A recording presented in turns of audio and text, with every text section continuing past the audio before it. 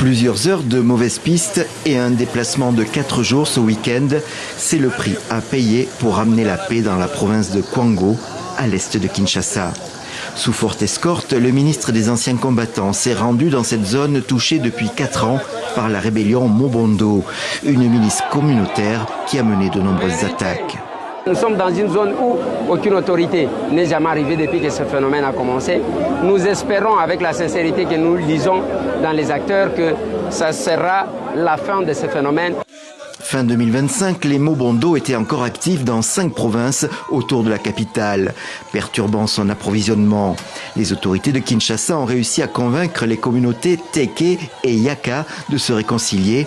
Ces derniers s'étaient révoltés contre l'augmentation des redevances foncières imposées par les chefs traditionnels Teke.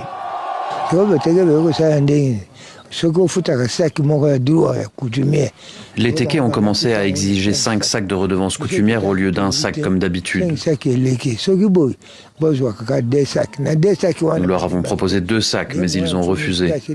Fâché, le fils du chef Teke a tué notre frère Blaise. Il s'en est suivi l'arrestation de tous les membres de la famille de Blaise, déplacés de force vers le Bandundu. Thomas Makambu, surnommé aussi Fo Yaya, a aujourd'hui 73 ans et il est considéré comme l'initiateur de la milice Mobondo. Pour ses combattants, il a confectionné des fétiches de protection contre les balles ennemies. Il donne une deuxième explication à l'insurrection, la vente de terre à Joseph Kabila ou ses alliés, jugés proches des Rwandais, et qui aurait conduit à l'expulsion des cultivateurs Yaka. Comment les Mobondo ont-ils commencé à Kwamut? C'était quand les Teke ont vendu tout l'espace à Joseph Kabila. Et ils ont demandé à tout le monde d'évacuer les terrains qu'il avait achetés. Alors, nous nous sommes posé la question, pourquoi quitter?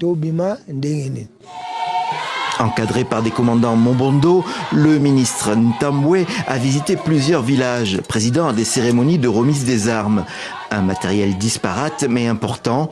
Un seul message, l'heure est à la paix. La population semble soulagée et les combattants sont intéressés par la proposition d'être intégrés dans l'armée nationale congolaise.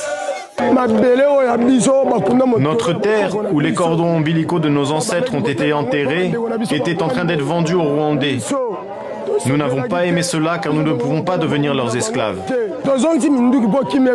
Nous avons remis les armes pour qu'il y ait la paix.